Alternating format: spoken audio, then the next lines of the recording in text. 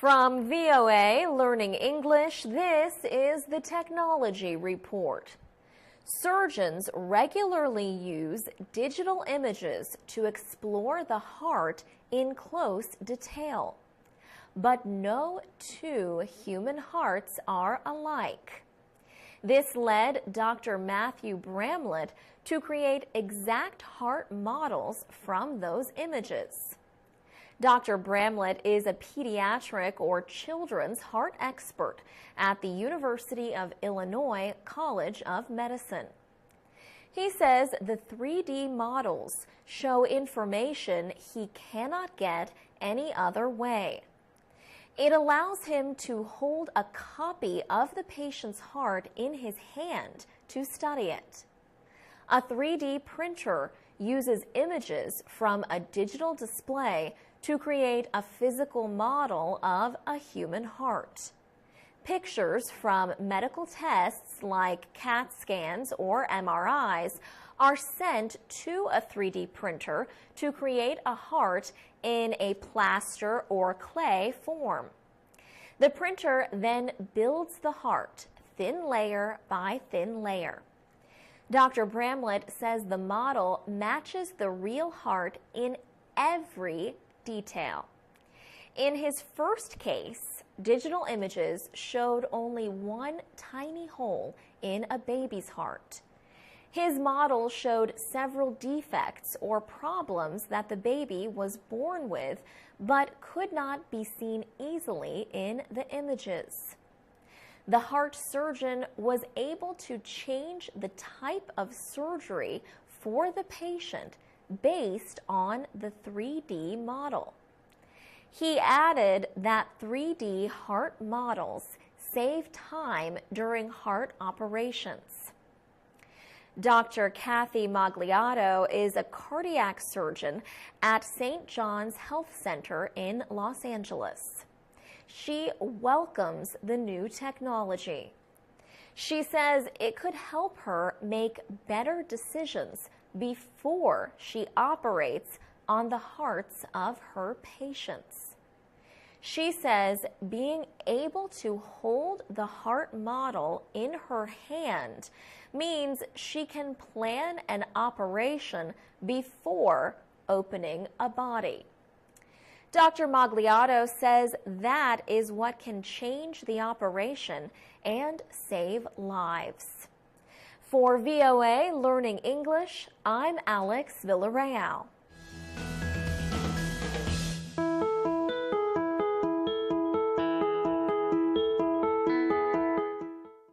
From VOA Learning English, this is the Technology Report.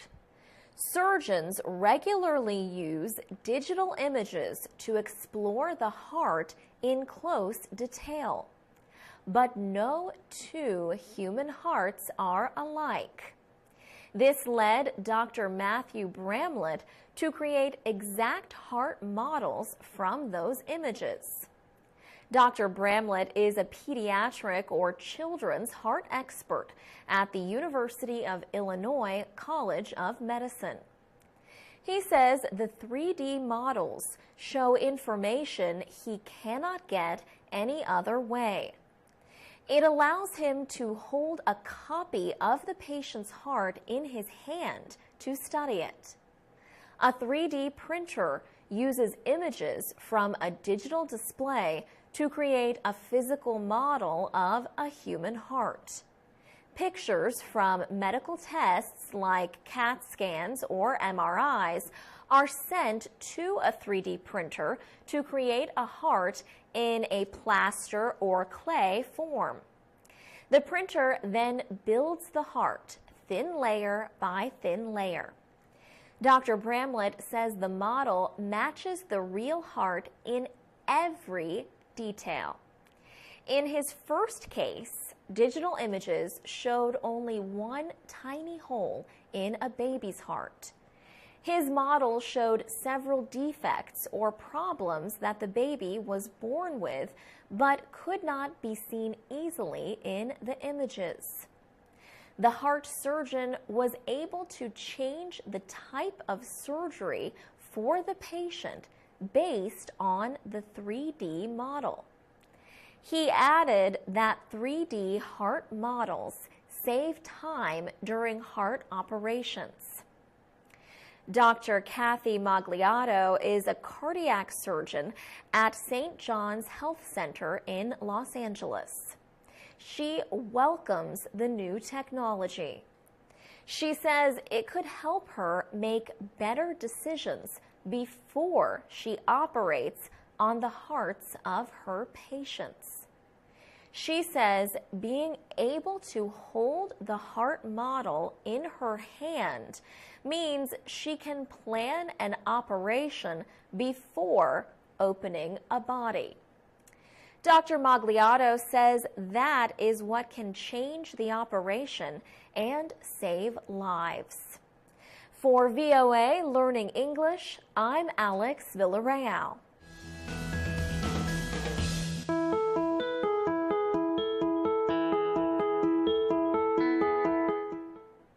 From VOA Learning English, this is the Education Report. Halima Adenegan graduated from Eleanor Roosevelt High School in Greenbelt, Maryland. In 2012, 4 years after she graduated, she started a program to help guide or mentor the young women in this high school. The name of the mentoring program is Imara Rose. Imara is Swahili for strong, and Rose is from part of the school's name.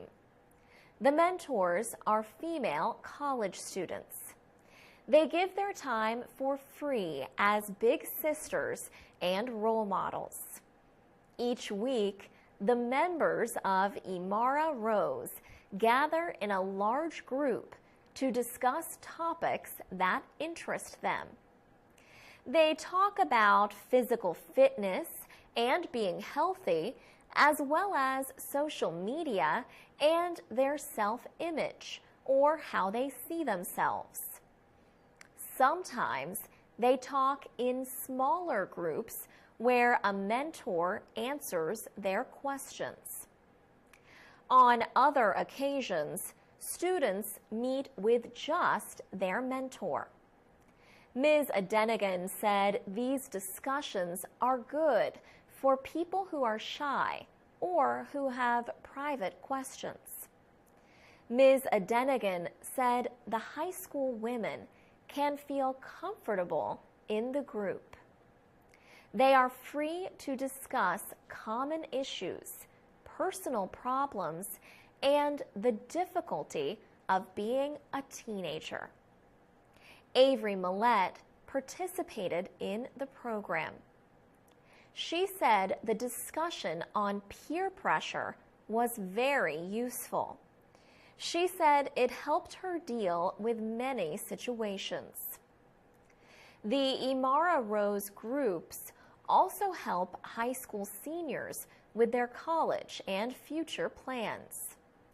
They work on applying to college and developing their careers. Halima Adenegan will graduate soon from law school.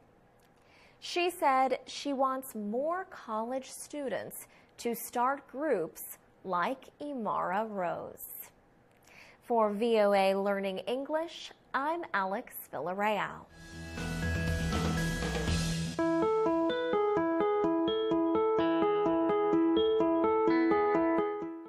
From VOA Learning English, this is the Technology Report.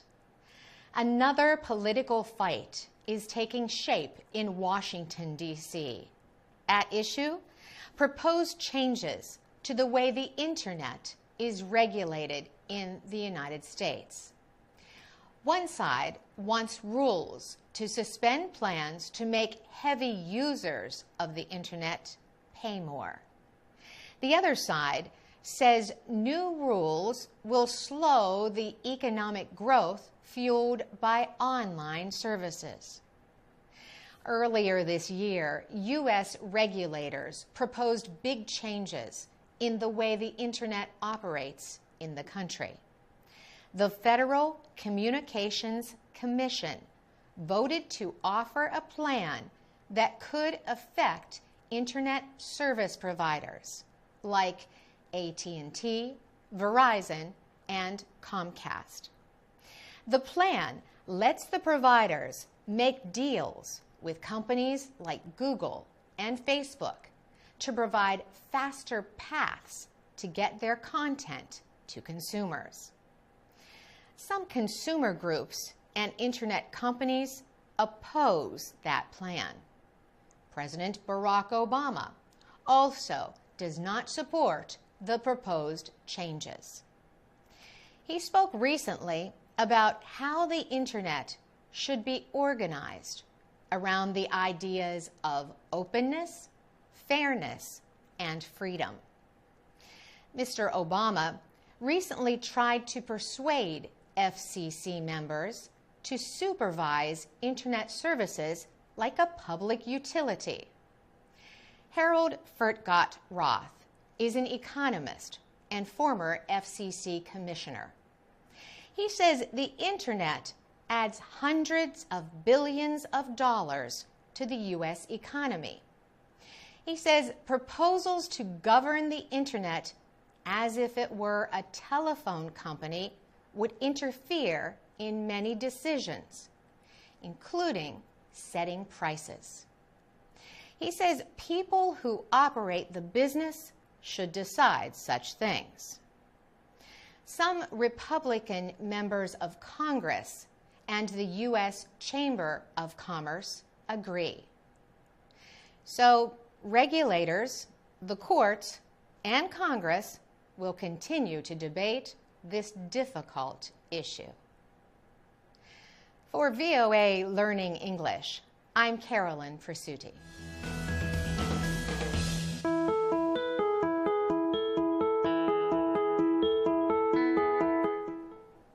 From VOA Learning English, this is the Education Report. Education is part of a growing dispute in Turkey. The issue is between those who support religion in government and those who oppose it. Opponents are criticizing Turkey's National Education Council for its proposal to require religious classes in schools. The two sides also dispute a council-supported plan to begin what it calls values education for the youngest students. In addition, the main opposition group in Turkey, the Republican People's Party, has objected to a proposal to teach the Ottoman language in schools. Turks no longer speak the language. Turkish President Recep Tayyip Erdogan rejects the criticism. He says people will learn and teach the language. The National Education Council advises Turkey's Ministry of Education.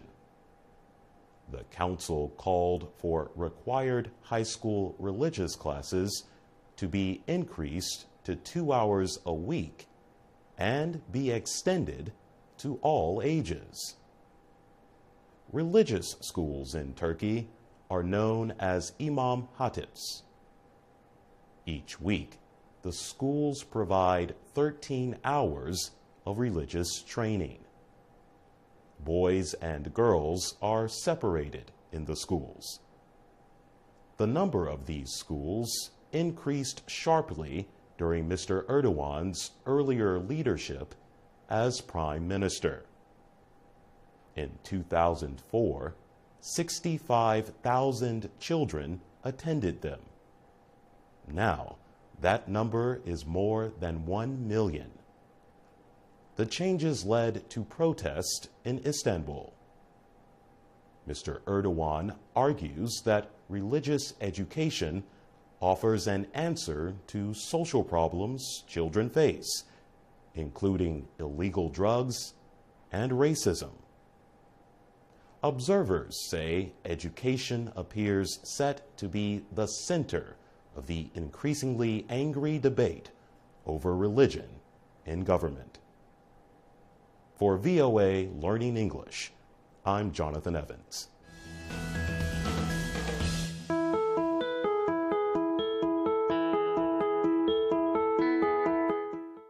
From VOA Learning English, this is the Education Report. Many students say there is no easy way to write college papers. This may be especially true if English is not your first language. Most teachers agree that there is no single correct way to create a personal essay or a research paper. But there are methods to help you structure your papers. One way, often used to structure writing, is the traditional 5-paragraph essay. Many students learn this form in middle and high school.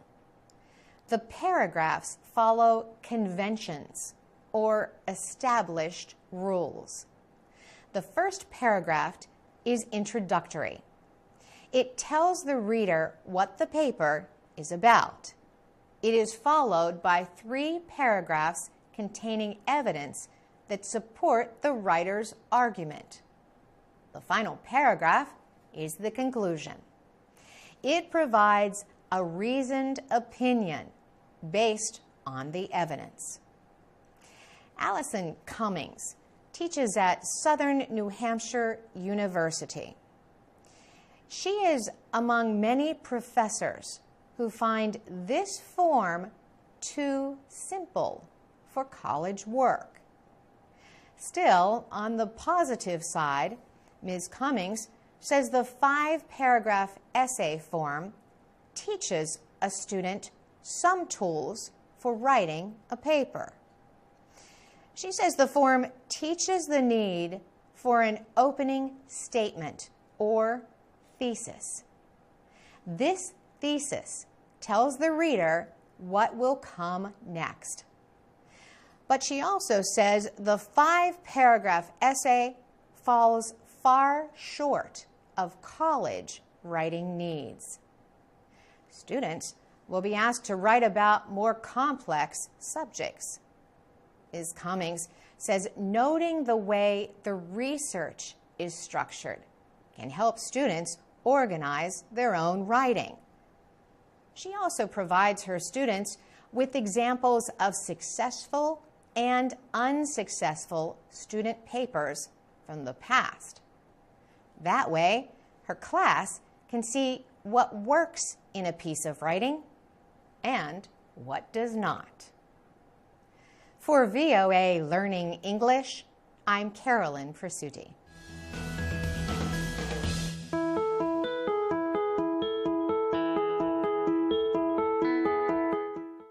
From VOA Learning English, this is the Education Report. You have written your research paper, your personal essay, your book review, whatever your college class requires. You have provided good information in the needed number of words. You feel good because your work is finished. But is it really done? Many teachers and professional writers believe that writing is about revision. In other words, writing well means making needed changes and then rewriting. Michael Arnzen teaches English and heads humanities studies at Seton Hill University in Pennsylvania. Mr. Arnzen is also an award-winning author. He believes revision of writing is a necessary skill for college. Mr. Arnzen says you should put away your paper after you have written a first version or draft. Wait several hours, maybe overnight, before working on it more. He compares this to returning to a job after a vacation. When you come back to it, you see it with different eyes. Mr. Arnzen's students follow a four-step process with their papers. Students read and listen to each other's work, share thoughts, and make suggestions. The first step in the process is invention. It includes forming many questions about their subject. The professor calls it question storming. In a second step, students draft and compose a paper. Then comes the revision. Mr. Arnzen says students take another look at what they have done. They might reshape it then. He calls the fourth step publication, or turning your writing over to another person. For VOA Learning English, I'm Alex Villarreal.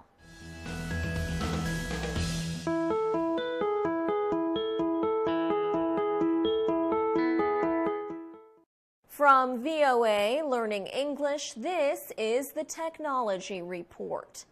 Last year, a typhoon seriously damaged Leyte Island in the Philippines. More than 7,300 people died or disappeared.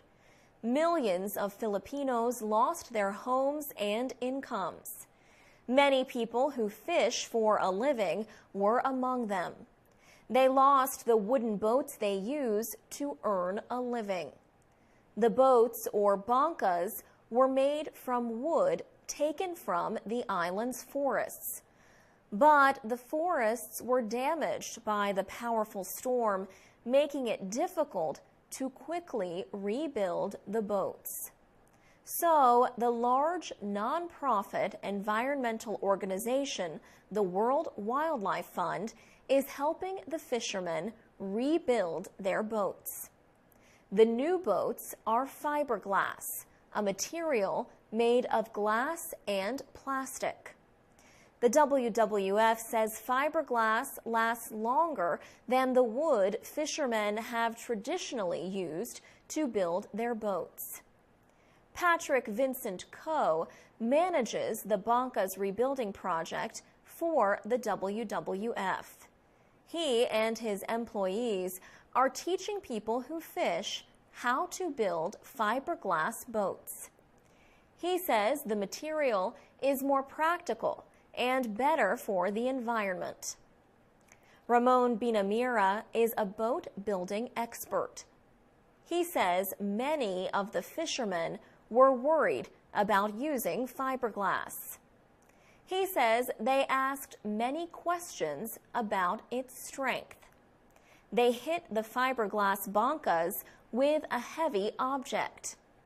They wanted to see if the new boats were as strong as their wooden boats. Fisherman Norberto de la Torre says he was surprised by the findings. He says the new boats are stronger in water than wooden boats. The new fiberglass bancas are now being used only for small-scale fishing. But the World Wildlife Fund says the technology will help the fishermen better prepare for climate change and reduce the need for wood from forests damaged by Typhoon Haiyan. For VOA Learning English, I'm Alex Villarreal.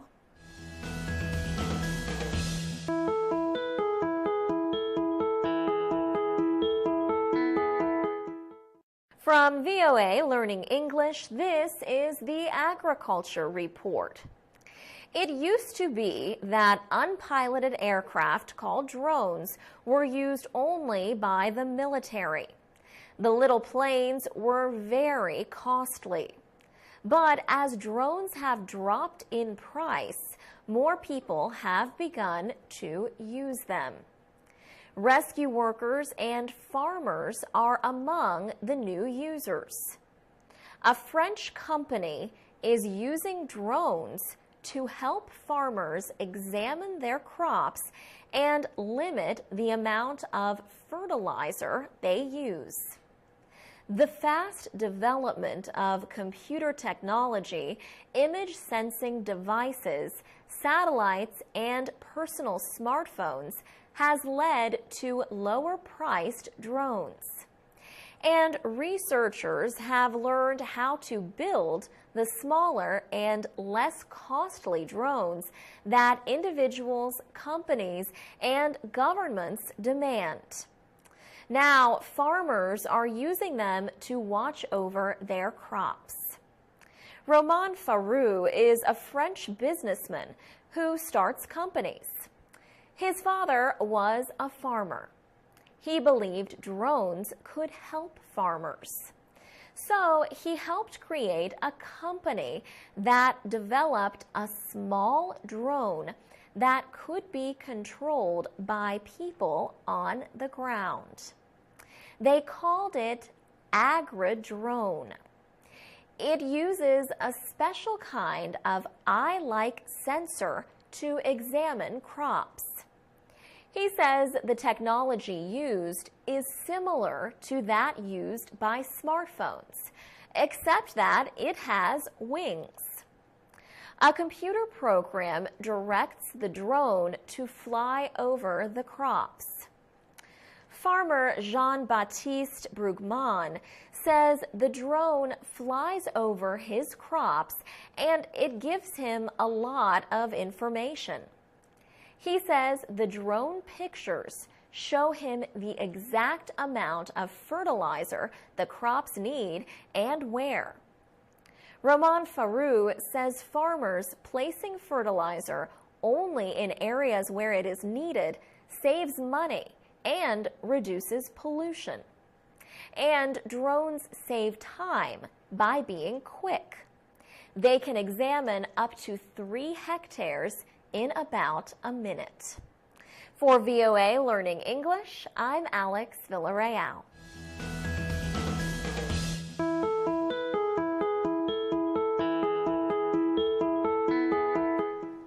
From VOA Learning English, this is the Technology Report. Bicycle frames are usually made out of materials like carbon fiber, steel, or aluminum. But in rural Ghana, a businessman has developed another way to make bicycles using bamboo. The material does not get much respect in Ghana. Farmers think of bamboo as an unwanted plant that needs to be cleared from their land. Builders use it to support structures while they are being built. But Kwabena Danso thinks bamboo is much more valuable. He operates a business called Boomers International. His company makes bicycle frames out of bamboo. The bike parts are sent from Mr. Danso's village to other countries, including Germany, the Netherlands, and Australia. Kwabena Danso says bamboo can help a country like Ghana in many ways. He says he wants to, in his words, get the people to know that there's a great advantage to bamboo. Young men from nearby villages come to work at Boomers International. They put together the bamboo frames.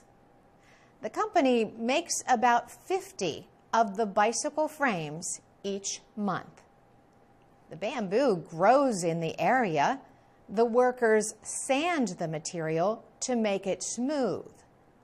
They put together the bamboo pieces to make the frame.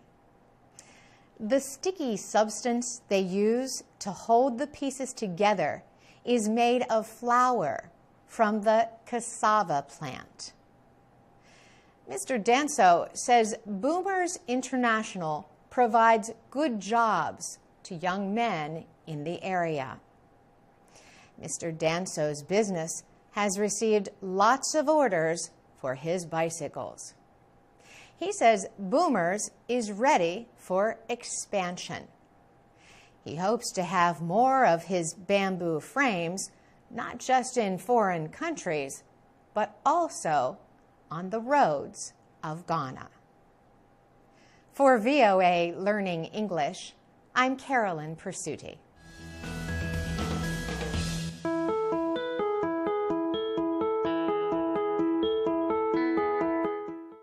From VOA Learning English, this is the Technology Report. Researchers at Stanford University have developed a new material that can move heat out of buildings and into space. The researchers say the material can cool buildings even on hot days. The cooling material is a very thin sheet with many layers that can be placed on a roof like solar panels. However, instead of turning sunlight into energy as solar panels do, the material turns heat into infrared radiation. Shanhui Fan is an electrical engineering professor at Stanford University. He says that the panels have a layer of material that is like sand. He says that the panels act like a mirror. They take heat out of buildings and reflect the light from the sun. He says both the heat and sunlight are sent 100 kilometers into outer space. The panels are cool to the touch, even in the sun. Researchers say they can reduce the indoor temperature to nearly 5 degrees Celsius below the temperature outside. Mr. Fan says buildings in developing countries that do not have electricity or air conditioning could use the panels. The Stanford researchers described their technology in the science publication Nature. They say the main problem is creating actual cooling systems using the high-tech panels. They say it may be possible to develop a cooling spray that could be used on existing solid structures. The researchers believe the cooling spray technology could be developed in the next 3 to 5 years. They say as much as 15% of the energy used in the United States is spent providing power to air conditioning systems. For VOA Learning English, I'm Alex Villarreal.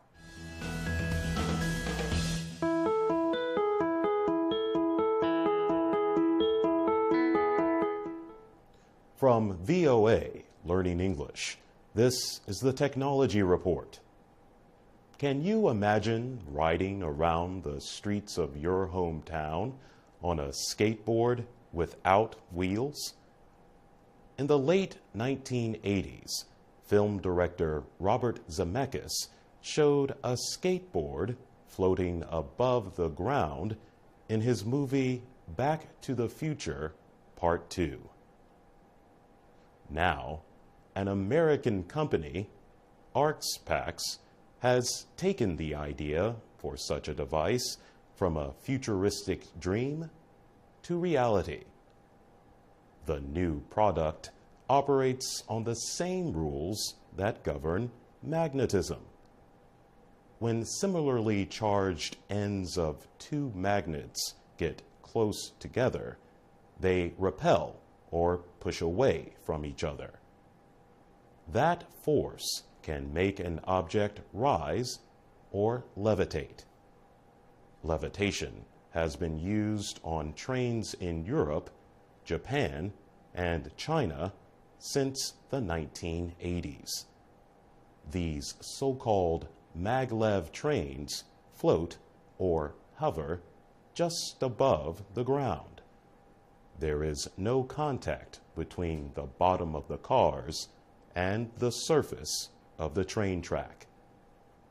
Maglev trains are almost noiseless and can move very fast. Greg Henderson says the same technology can make anything hover, even buildings. His company created the first maglev hoverboard called Hindo. It can hold a single person about 2.5 centimeters above a metal surface. Batteries provide the electricity needed to power Hindo's 4 engines. However, the batteries only last for a short time. The creators of Hindo say they do not expect to see their hoverboard on the streets anytime soon. Why? It only works on a metal-covered surface. But they say larger hover engines could be used to transport containers in storerooms. For VOA Learning English, I'm Jonathan Evans.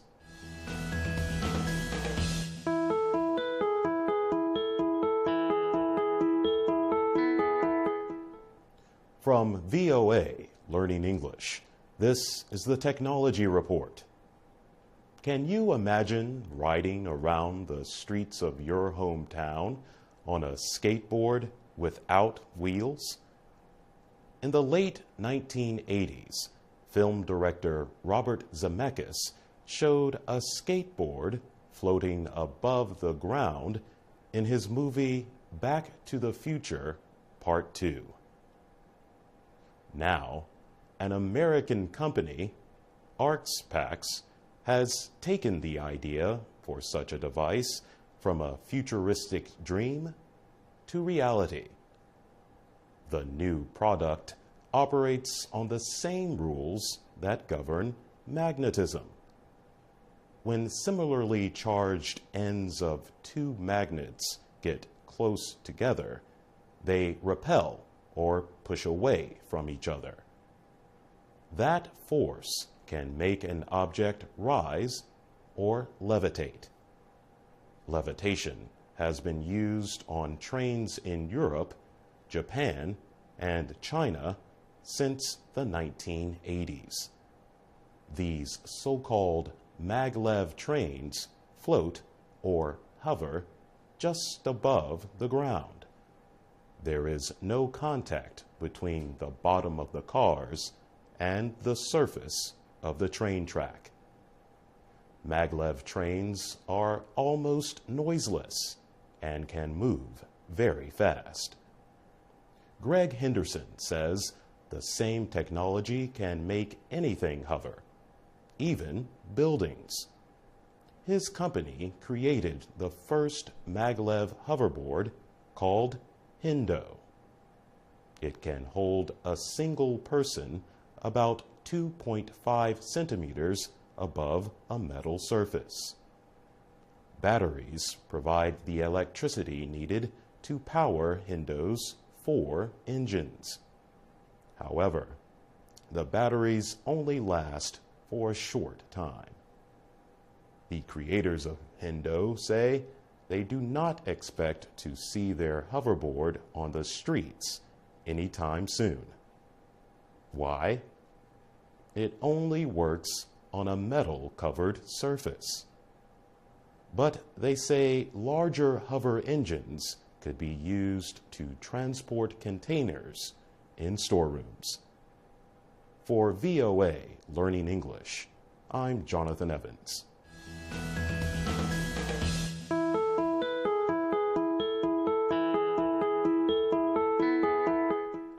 From VOA Learning English, this is the Education Report. Not enough American students want to be engineers, mathematicians, or scientists. The Obama administration wants to change that, and it is spending money to do it. The government will invest $3 billion to educate young Americans in science, technology, engineering, and math. The 4 areas together are known as STEM.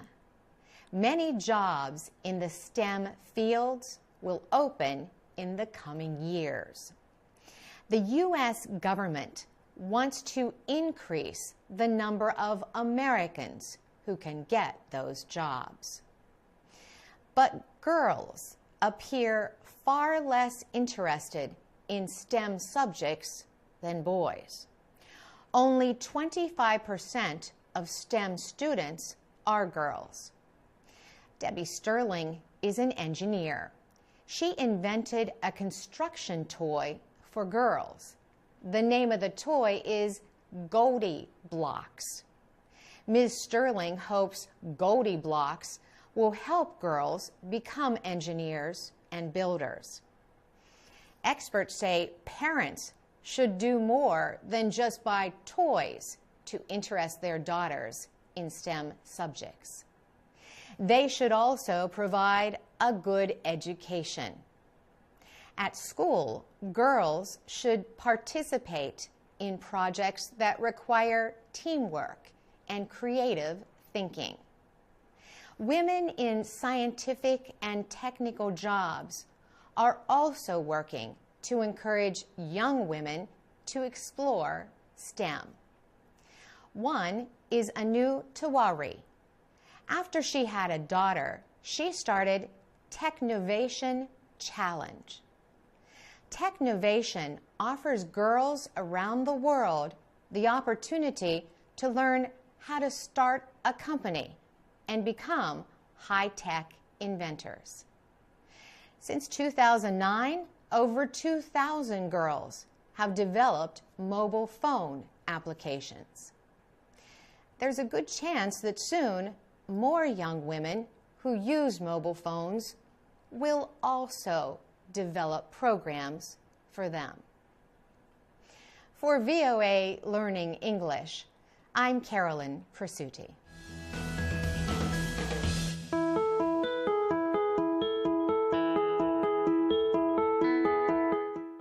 From VOA Learning English, this is the Technology Report. Imagine a camera that can take 100 billion pictures a second. That is enough to record the fastest movements in the universe. Now, a scientist has invented such a camera. He calls it an imaging system. Li-Hong Wang is a biomedical engineer at Washington University in St. Louis, Missouri. He leads a team of researchers who have discovered several new imaging methods. He says now humans can see light pulses traveling at the speed of light. The speed of light is almost 300 million meters per second. At that speed, it would take just 1 second to travel around the world 7.5 times. Mr. Wang photographs light particles moving at that speed using an unusual camera. He says his streak camera allows them to convert time into space. He says his researchers are able to turn light particles or photons into electrons. Then the electrons are used to make the picture. Unlike other streak cameras, Mr. Wang's does not need special lighting. Mr. Wang says his camera produces two-dimensional images like regular photographs. The camera is very fast. taking one image every 10 trillionths of a second. Brian Pogue is a biomedical engineer at Dartmouth College in New Hampshire. He reviewed the new imaging system for the science publication Nature.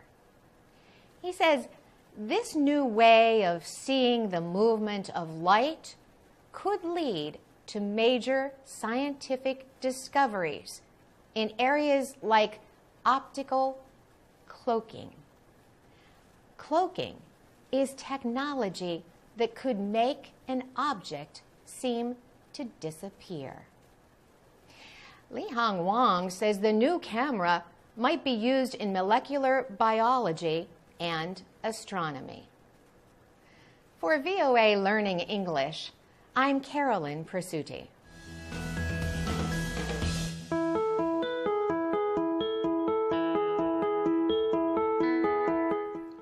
From VOA Learning English, this is the Education Report. Getting a good education and good jobs have long been issues for Native Americans, many of whom live in poverty. Now, President Barack Obama has announced a plan to better prepare young American Indians for college and careers. The announcement came as part of the recent White House Tribal Nations Conference in Washington. The new plan is called the Generation Indigenous Initiative. It calls for the Department of the Interior to provide $1.2 million to help 6 more tribes establish and run school systems.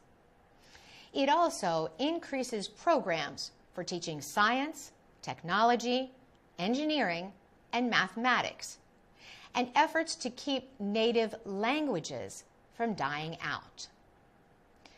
More than 30% of American adults have graduated from college. At the same time, only about 10% of American Indians are college graduates.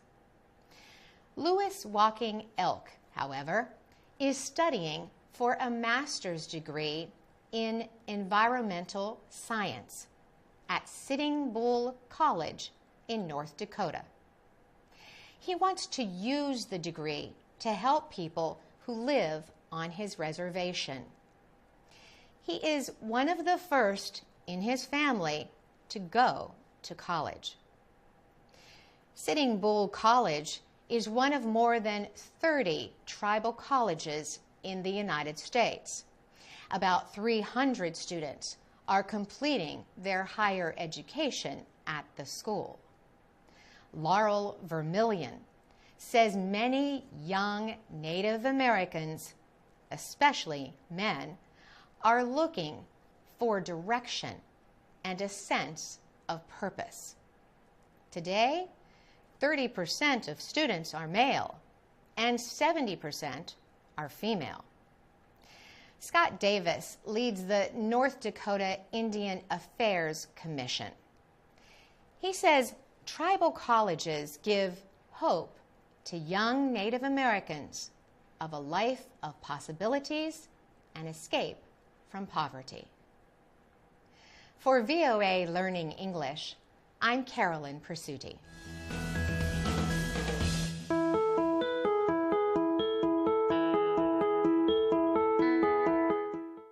From VOA Learning English, this is the Technology Report. Technology students in New Jersey answered a challenge. The U.S. Department of Defense wanted someone to build an underwater robot. The students are with the Stevens Institute of Technology in Hoboken, New Jersey. They successfully designed and built a robot for uncovering unexploded mines at the bottom of the sea.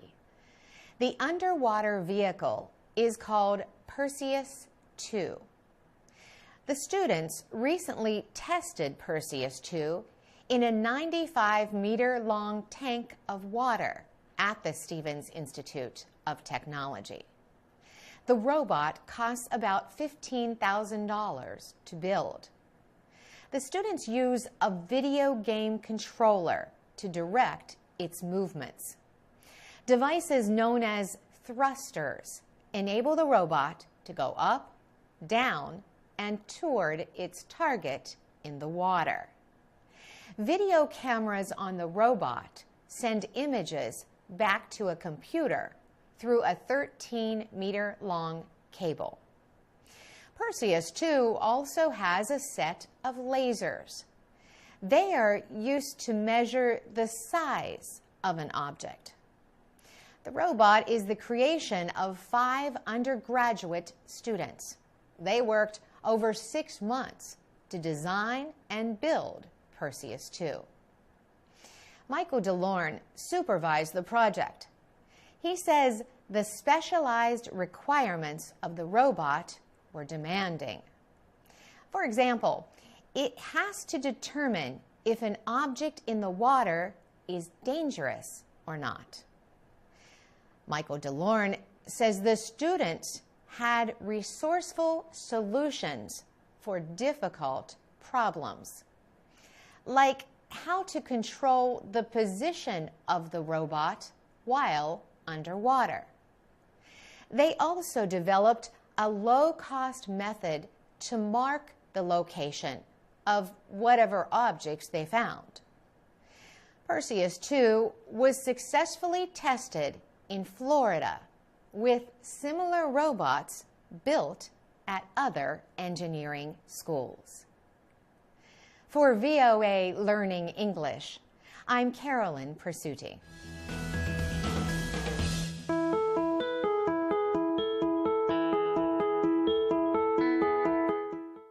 From VOA Learning English, this is the Technology Report. South Korea is dealing with increasing amounts of waste from electronic devices. These parts are often called e-waste.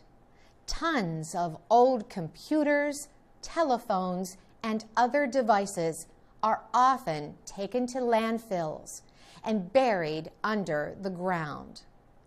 Now, some local governments in South Korea are launching special e-waste recycling programs. The city of Seoul throws out about 10 tons of e-waste each year. About 20% of that goes to the Seoul Resource Center, also known as the SR Center. There, electronic devices are taken apart so that valuable metals inside can be reused. Ji-Young is the Chief Executive Officer of the SR Center. He says reusing electronic parts is not only about earning profits. He says the goal is to protect the environment. He also says about 90% of what is brought into the center will be used in other products. The United Nations says millions of tons of e-waste end up in developing countries. Toxic materials like lead and mercury can create a severe health risk to the local population. The Seoul city government partnered with the SR Center to collect e-waste in 2009. But some environmental groups say not enough is being done to limit the amount of electronics sent to landfills. Some experts estimate that only 21% of the country's total e-waste gets properly recycled. Lee Joo-hoon is with the Green Consumers Network. He says the average South Korean buys a new mobile phone every 18 months. He says that more South Korean cities need to start their own recycling programs to keep up with the increasing amount of e-waste. For VOA Learning English, I'm Carolyn Persutti.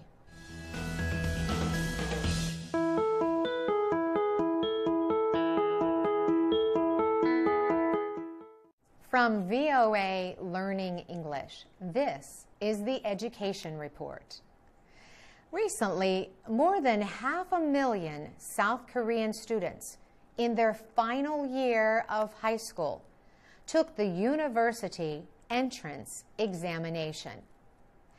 Many people consider success on this test the first step toward a good life. But South Korean students say they feel stressed from the pressure. 17-year-old student Lee Ji-woo is not ready yet to take the test, but he has a strong opinion about it. He says this test can determine the rest of your life. South Korean high school students spend years studying for the university entrance examination. People say good scores guarantee entrance to a top university and possibly a high-paying job. Some say good test results even improve chances for a good marriage in the future. The test is multiple choice, meaning that the student may choose among several possible answers to each question. Some observers say this design does not help students learn to think for themselves. Jasper Kim is a professor at Seoul's Ewha Women's University. He says educators teach to the test because the results are so important for students. He also says learning by memorization produces a lot of stressed students. A recent government study found that South Korean children are the least happy compared to children in 29 other developed countries. Many South Koreans blame educational pressure for this unhappiness. South Korean President Park Geun-hye has promised to reform her country's educational system. She urges the educational system to increase creative thinking and reduce student tension. For VOA Learning English, I'm Carolyn Persutti.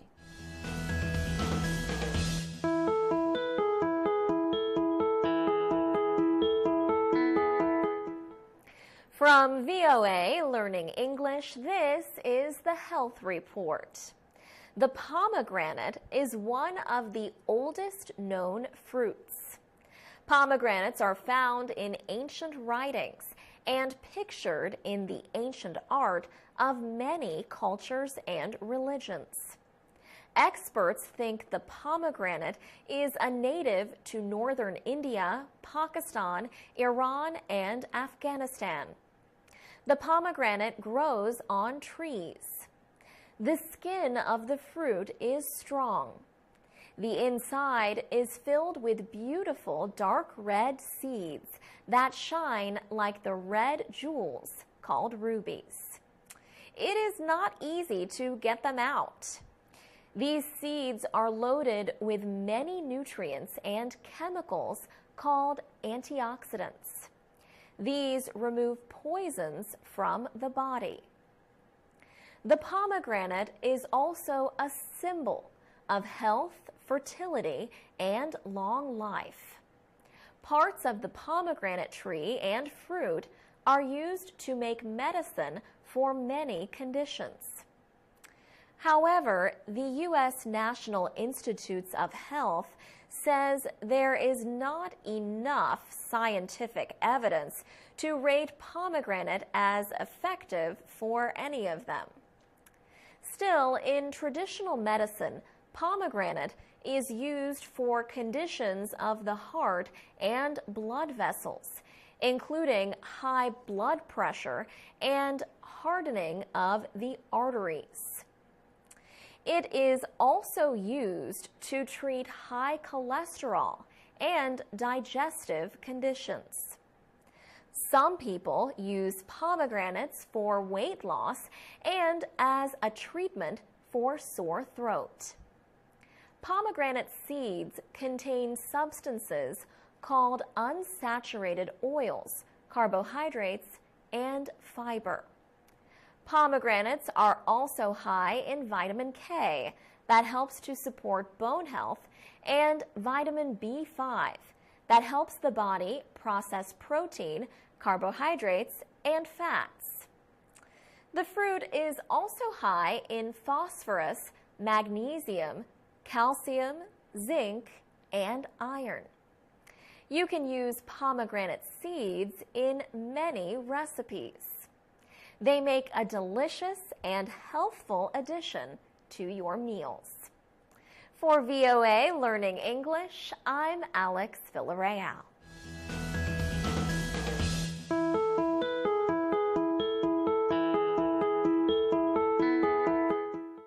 From VOA Learning English, this is the Technology Report. Glaucoma is the second leading cause of blindness around the world. Glaucoma results from an overproduction of fluid in the eye. The buildup of fluid causes uncomfortable pressure in the eye, which can lead to blindness. Glaucoma can be controlled with eye drops that either reduce the fluid, increase the flow of tears from the eye, or both. If doctors need to inject medicine into the eye for other conditions, they generally use a hypodermic needle. That can be painful. Now, researchers are developing very small needles that may offer a more effective and painless treatment for glaucoma and other eye diseases.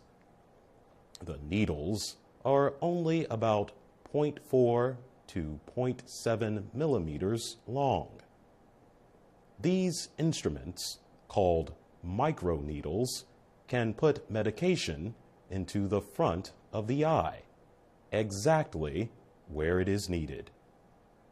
Its developers say injections of time-release drugs every 3 to 6 months could replace daily glaucoma eye drops.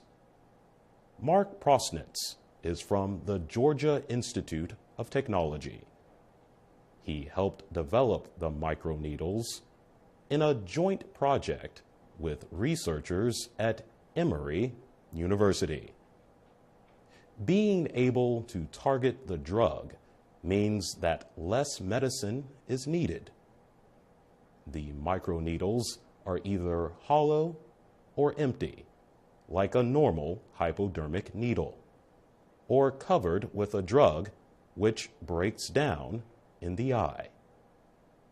Dr. Prosnitz says some people may find the microneedles uncomfortable, despite their small size.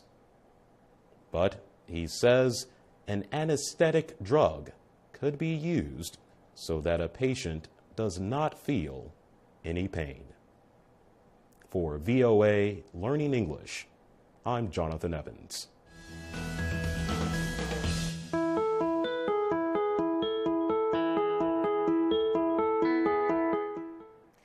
From VOA Learning English, this is the Economics Report. Two recent economic reports warn that although the world economy is growing, complicating issues like lower oil prices and conflict could hurt progress. The International Monetary Fund, or IMF, has reduced its prediction for world economic growth from 3.8 to 3.5%. That is still an improvement over 2014. But the international lender says some major economies are facing economic struggles. The price of oil is about half of what it was last June. The IMF's chief economist, Olivier Blanchard, says lower oil prices have helped many major economies, but investment has dropped in oil exporting countries. The United Nations also released a report called the World Economic Situation and Prospects 2015. UN economists predict growth this year will be 3.1%. They point out that crises like the Ebola outbreak in West Africa and conflict in Ukraine could hurt a world economy showing signs of improvement. Many see cost cutting as a barrier to growth. High debt levels have limited opportunities for expansion in Europe. Alfredo Calcagno is an economist with the UN Conference on Trade and Development. He says big cost-cutting programs suppress economic recovery. Greece, he said, is one example. The report predicts Africa's growth rate will increase this year and next. But in Africa south of the Sahara Desert, IMF economists say growth expectations have weakened, especially in Nigeria and South Africa. The U.S. also is expected to show good growth of over 3% this year. UN economists expect East Asia to remain the fastest growing area with economic expansion of almost 5%. China's growth is expected to be under 7% this year. For VOA Learning English, I'm Alex Villarreal.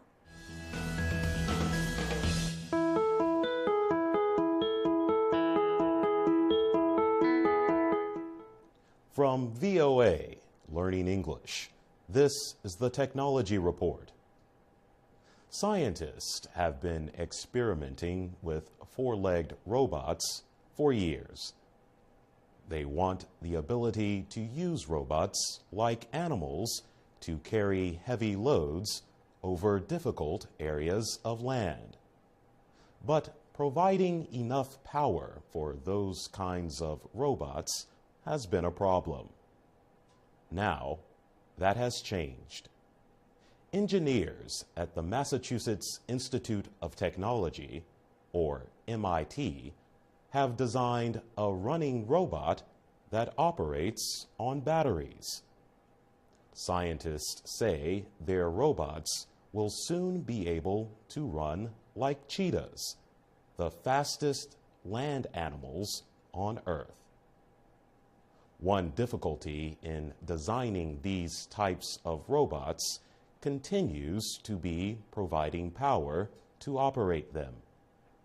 These complex machines are still relatively heavy, and their motors require a lot of energy to run. The most powerful of these machines must be connected to an external power source. Others run on gasoline placed in a container on the machine itself. But engineers at MIT have designed a cheetah-like robot that is light enough to run on batteries. The robot weighs just 30 kilograms. Sangbae Kim is the director of the MIT Biomimetrics Robotic Lab. He says the robot needs only about 700 watts of power to operate. Mr. Kim says it can jump, run, and sprint because of the special motor technology they developed. The robot's limbs and other parts were made in a three-dimensional or 3D printer. A strong, lightweight plastic material called Kevlar is used to make the robot parts stronger. One problem researchers have is that the robot's limbs must support a great amount of force, and sometimes they break. For VOA Learning English, I'm Jonathan Evans.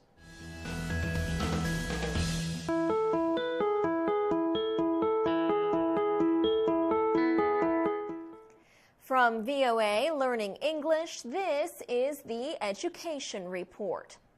A student from overseas did well on a research paper for an American college.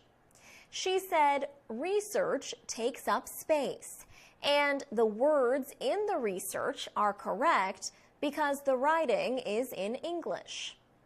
Now, however, she has to write a narrative essay in her own words. She is afraid she does not know enough English. Here is some help.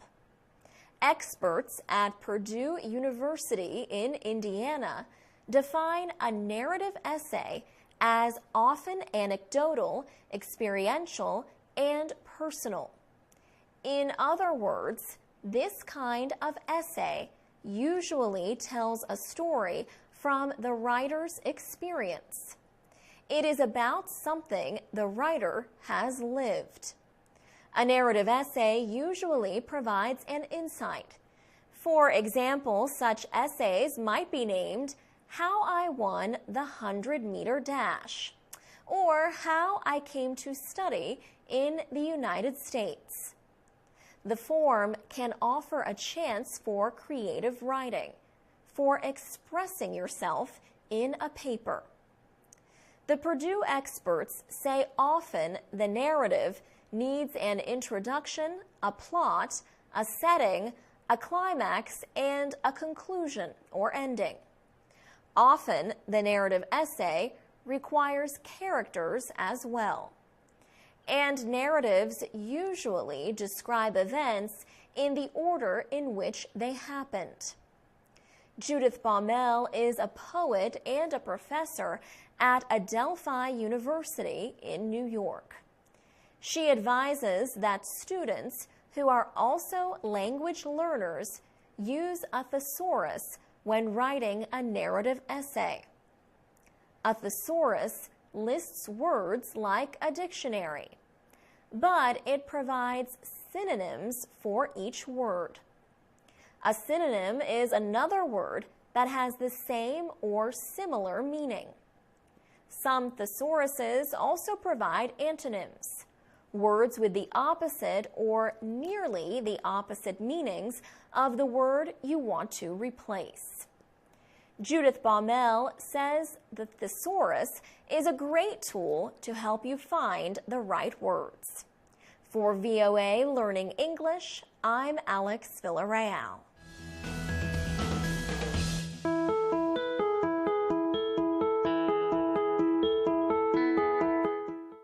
From VOA Learning English, this is the Education Report. Award-winning Ugandan education activist Beatrice Ayuru says thousands of girls have reached her dream of a good education. But she says the struggle to guarantee schooling for all is far from over. Ms. Ayuru's activism started in her childhood. She was one of 16 children. Her father valued education and supported her desire for it. She graduated from high school, despite the poverty and cultural barriers affecting women in Uganda. Ms. Ayuru was then the first student from her school to attend a national university. After finishing at Makerere University, she began teaching. At age 19, Ms. Ayuru had just become the mother of the second of her 6 children. She had no money, but her father gave her land. She says it was the need to support her children that made her work hard. In 2000, she opened Lira Integrated School in a poor area of the city of Lira. Money from farming and several small businesses helped her build the school. At the time, the rebel Lord's Resistance Army, or LRA, was terrorizing the area. But in 2007, the LRA lost its fight for control of northern Uganda and fled the area. Beatrice Ayuru's school has been doing well ever since. It teaches 1,500 students from nursery through high school. The school gives money to poor students who show promise. It accepts both girls and boys. Ms. Ayuru says having both sexes study together is important because it helps boys to respect girls. She is taking steps towards building a university and getting closer to reaching her dream. For VOA Learning English, I'm Jonathan Evans.